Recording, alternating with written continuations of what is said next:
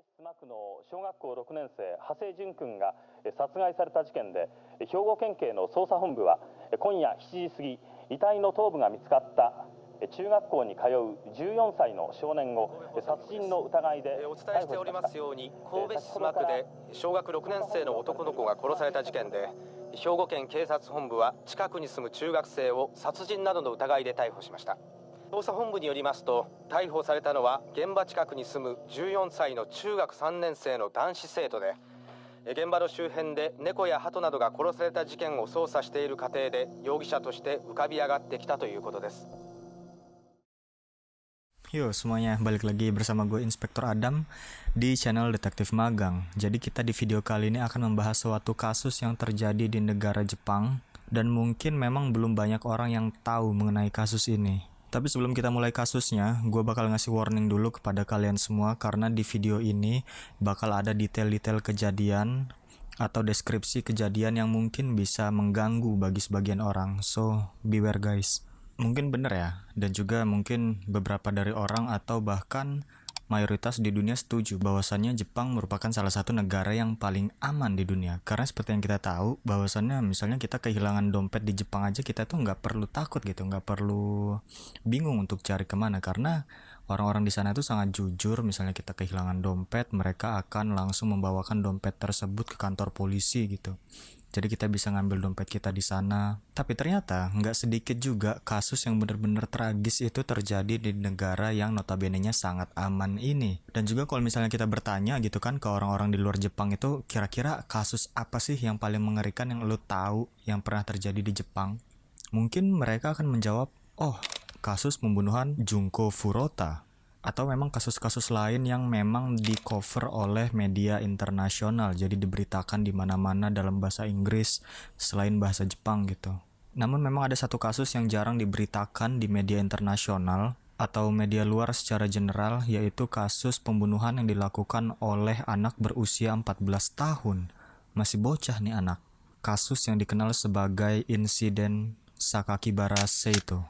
27 Mei 1997, di pagi hari, seorang petugas kebersihan SMP Tomogaoka sedang berjalan menuju gerbang sekolah. Hari itu memang berjalan normal-normal saja seperti pada hari lainnya. Datang dengan sangat pagi sebelum murid dan guru memulai aktivitas mereka. Namun siapa sangka, di hari yang tenang di kota Kobe, berkeliaran orang gila yang sedang mencari target pembantaian selanjutnya. Di bulan Februari, 2 orang siswi dipukul dengan palu di belakang kepala mereka saat sedang pulang sekolah. Pelaku sempat melarikan diri sebelum ada saksi yang melihatnya. Untungnya, walaupun menderita cedera yang sangat parah, kedua korban berhasil selamat dan sembuh. Tidak lama setelah itu, kali ini pada tanggal 16 Maret, sang pelaku menyerang Ayaka Yamashita, seorang anak berusia 10 tahun, dan Kazumi Ishikawa, yang berusia 9 tahun. Sang pelaku menyerang dengan menghantamkan palu berkali-kali kepala korban. Namun, kali ini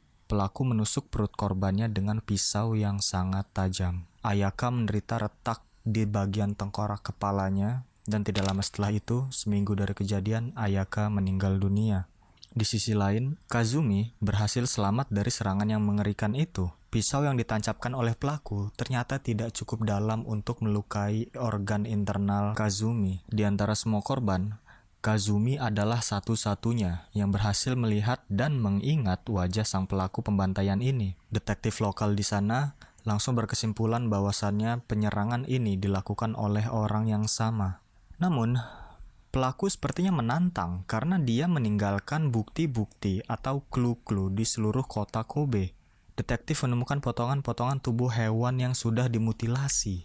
Di tempat lain, detektif juga menemukan burung merpati tanpa kepala. Dan para detektif juga menemukan bangkai kucing yang sudah dikulitin. Dan di masing-masing lokasi tersebut, sang pelaku meninggalkan secari kertas yang dituliskan namanya. 2 bulan sudah berlalu, pada bulan Mei, tidak ada kejadian penyerangan yang terjadi lagi. Para orang tua, guru-guru sudah mulai merasa lega bahwasannya orang yang melakukan tindakan kejam ini mungkin sudah mengakui kesalahannya dan menyesal dan ingin move on dari perilakunya tersebut.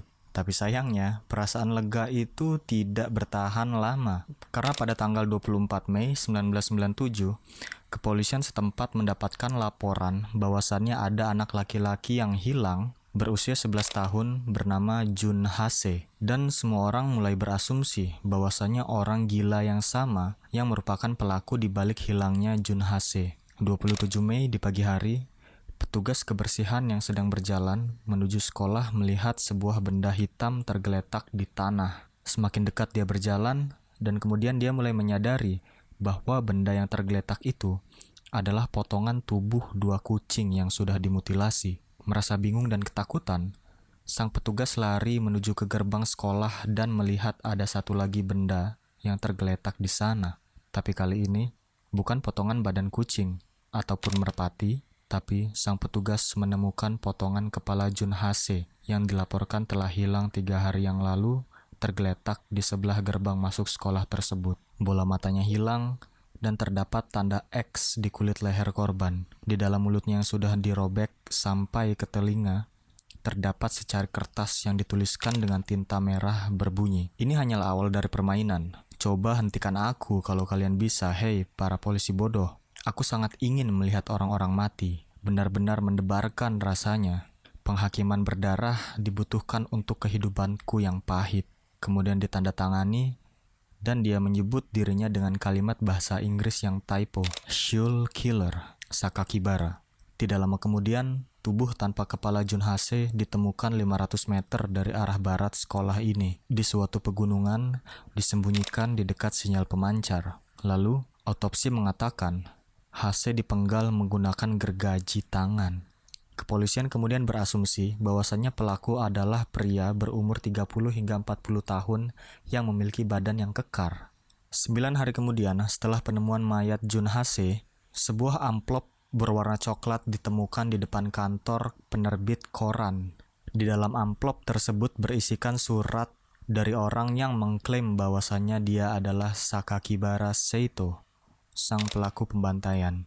Di dalam surat itu, dia mengatakan, "Aku membahayakan nyawaku sendiri demi permainan ini. Jika tertangkap, mungkin aku akan dihukum gantung. Polisi memang seharusnya sangat marah dan sangat ingin menangkapku. Aku hanya merasa bebas dari penderitaan ketika sedang membunuh, dan hanya di saat itu, aku bisa merasakan kedamaian hanya ketika aku sedang menyakiti seseorang." Sang pelaku kemudian menyatakan dia akan menargetkan sekolahan karena kebenciannya terhadap sistem pendidikan yang ada di Jepang. Sistem yang membuatnya merasa seperti tidak dianggap ada, sendirian, dan kesepian. Dan lagi, surat itu ditandatangani oleh Sakakibara Seito. Terburu-buru dalam kepanikan, kantor penerbit koran itu panik dan ketakutan.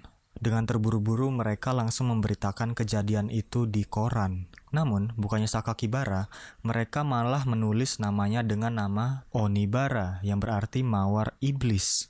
Kesalahan penulisan nama ini membuat Sakakibara sangat marah dan mengirimkan surat ancaman lagi ke kantor mereka. "Mulai sekarang, jika kalian salah lagi dalam menyebut namaku, atau kalian merusak moodku, aku akan membantai 3 sayuran setiap minggunya. Jika kalian berpikir aku hanya bisa membunuh anak kecil, kalian salah besar." Sayuran dalam artian ini merupakan orang-orang secara general. Dia menganggap orang-orang selain dirinya adalah sayur, yang berarti dia akan membunuh 3 orang dalam 1 minggu jika mereka salah dalam menyebut namanya lagi. Berita ini dengan cepat menyebar hingga ke seantero negara Jepang. Namun pada akhirnya ada satu nama yang masuk ke dalam daftar investigasi oleh para polisi dan detektif lokal. Seseorang yang memang mempunyai catatan pernah melakukan penyiksaan terhadap hewan-hewan. Dengan bantuan saksi mata dari korban yang selamat, yaitu Kazumi, mereka bisa mengumpulkan cukup bukti untuk menangkap suspek ini. 28 Juni, 1 bulan setelah penemuan mayat Jun Hase di area sekolah, teror ini akhirnya bisa berhenti. Telah diumumkan bahwasannya ada anak berusia 14 tahun ditangkap atas pembunuhan Jun Hase. Warga Jepang tentu sangat kaget karena mereka tidak menyangka bahwasannya ada anak berumur 14 tahun yang bertanggung jawab atas kejahatan yang sangat keji dan sangat sadis ini. Dikarenakan sebuah hukum yang ada di Jepang yang bisa melindungi privasi terhadap nama dan identitas pelaku, nama sang pelaku masih belum diumumkan kepada publik selama beberapa dekade. Jadi, media berita di Jepang memanggil sang pelaku dengan sebutan Boy A. Namun begitu, pada akhirnya lama-kelamaan, nama sang pelaku mulai terungkap di publik. Shinichiro Azuma, yang merupakan seorang tetangga dari Junhase, sang korban, dan juga bersekolah di SMP Tomogaoka, tempat di mana dia menaruh kepala korban di gerbang sekolah. Shinichiro menjelaskan, pada tanggal 24 Mei, dia mengajak Jun ke gunung di dekat sekolahnya. Mereka berdua berjalan menanjak ke arah puncak gunung tersebut, dan sesampainya di sana, Jun langsung dicekik menggunakan tali sepatu. Lalu tubuhnya disembunyikan di dalam bangunan kecil di sana. Di hari yang sama, Shinichiro kembali ke lokasi itu, membawa gergaji yang kemudian digunakan untuk memenggal kepala Jun. Dia juga meminum darah dari Jun dengan alasan untuk mensucikan dirinya yang dia sendiri anggap sebagai kotor. Kemudian dia mencongkel bola matanya dengan alasan agar bisa mengekstrak nyawa dari Junhase. Dia kemudian membawa pulang kepala korban dan kemudian menaruhnya di gerbang sekolah 3 hari kemudian. Ketika petugas menginterogasi Shinichiro perihal kenapa dia melakukan ini semua, Shinichiro pada hari itu menjelaskan bahwasannya dia memiliki hasrat ingin membunuh yang sangat kuat, dan kebetulan dia berpapasan dengan Junhase yang sedang berjalan ke rumah kakeknya. Shinichiro sangat paham dan menganggap bahwasannya Junhase adalah target yang empuk. Dalam interogasi ini, Shinichiro juga mengakui bahwasannya dia merupakan pelaku dari penyerangan 4 siswi yang dia lakukan sebelumnya, termasuk penyerangan terhadap Ayaka Yamashita yang meninggal akibat luka tusukan di perutnya. Terkait dengan pembunuhan Ayaka Yamashita ini, Shinichiro menulis di buku diary-nya, menuliskan bahwa, "Aku melakukan sebuah eksperimen suci hari ini untuk membuktikan seberapa rapuhnya manusia. Ketika dia berbalik badan menghadapku, aku langsung memukul wajahnya dengan palu. Sepertinya aku memukul kepalanya beberapa kali. Aku tidak ingat, karena aku terlalu menikmatinya." Setelah mendengar bahwasanya kabar Ayaka Yamashita ini mati, kemudian Shinichiro juga melanjutkan di jurnalnya tersebut, menulis bahwasannya, "Pagi hari ini, ibu saya bilang bahwa seorang anak yang malang sudah meninggal karena penyerangan yang terjadi. Sepertinya aku tidak akan tertangkap.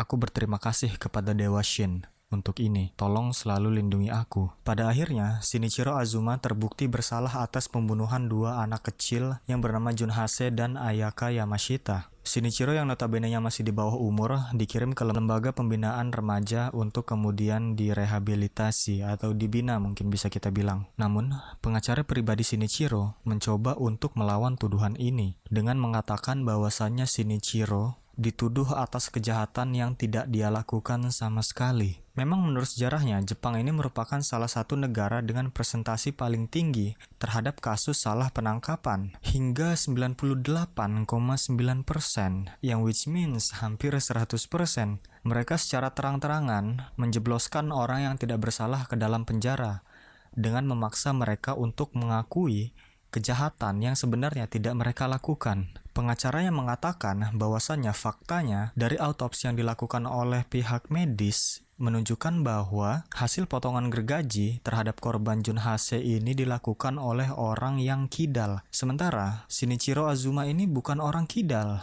Kemudian surat teror yang dikirimkan kepada media-media berita itu terbilang sangat cerdas dalam tata bahasanya dan juga menggunakan aksara kanji yang sangat kompleks.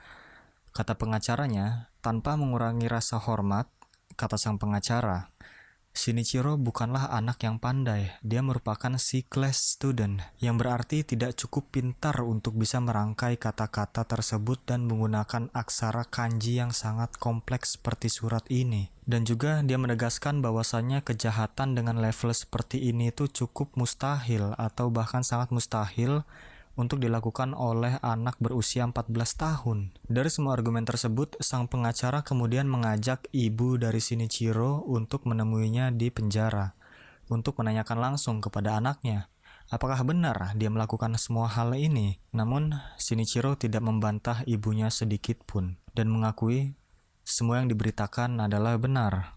11 Maret 2004, 7 tahun setelah ditangkap, akhirnya Shinichiro yang sudah berumur 21 tahun dibebaskan dari penjara. Para expert juga sudah menyatakan bahwa Shinichiro sudah sembuh dari kelainan sadistiknya. Dia menuliskan permintaan maaf secara pribadi kepada keluarga korban dan mengakui penyesalannya. Namun, kita akan masuk ke hal yang menurut gue cukup aneh. Setelah bebas, Shinichiro Azuma merilis Zeka, yang merupakan sebuah buku yang memuat memorinya terhadap kasus pembantaian pada tahun 1997. Dan tentu aja, keluarga korban bahkan publik Jepang sangat mengecam aksinya ini. Mereka sangat marah dan mereka juga mencoba untuk menghentikan Shinichiro mempublikasi bukunya ini. Namun ternyata semua hal itu tidak cukup untuk bisa menghentikan penjualan dari bukunya ini yang kemudian malah menjadi bestseller nomor 1 di Jepang. Dan setelah penjualan bukunya ini, Shinichiro menghasilkan banyak uang dan menjadi pria yang kaya. Dan ya, itu merupakan salah satu keanehan Jepang juga ya menurut gua. Di mana ada seorang pembunuh berantai yang sangat sadis bisa menjadi selebritis dan menjadi kaya raya akibat menjual memori kesadisannya ke publik. Dan per hari ini, 2023, Shinichiro sudah berusia 40 tahun, dia sudah menikah dan mempunyai anak. Dan dia menikahi fansnya sendiri. Seorang pembunuh berantai yang sangat sadis yang memenggal kepala korbannya dan kemudian dipertontonkan di publik mempunyai fanbase-nya sendiri itu sangat aneh menurut gua, nggak ngerti juga gua. And yeah, so that's for today's video. Gua harap kalian semua suka dengan kisah kali ini. Dan kalau kalian suka, jangan lupa pencet tombol like, share, dan subscribe channel ini. Dan juga jangan lupa untuk follow sosial media pribadi gua. Linknya ada di deskripsi, kalian bisa DM gua dan bisa merekomendasikan kira-kira kasus apa yang bakal kita bahas di video berikutnya. Kalau kalian ada kritik dan saran, silahkan tinggalkan di kolom komentar. And so, I'll see you guys later in the next case. Bye-bye.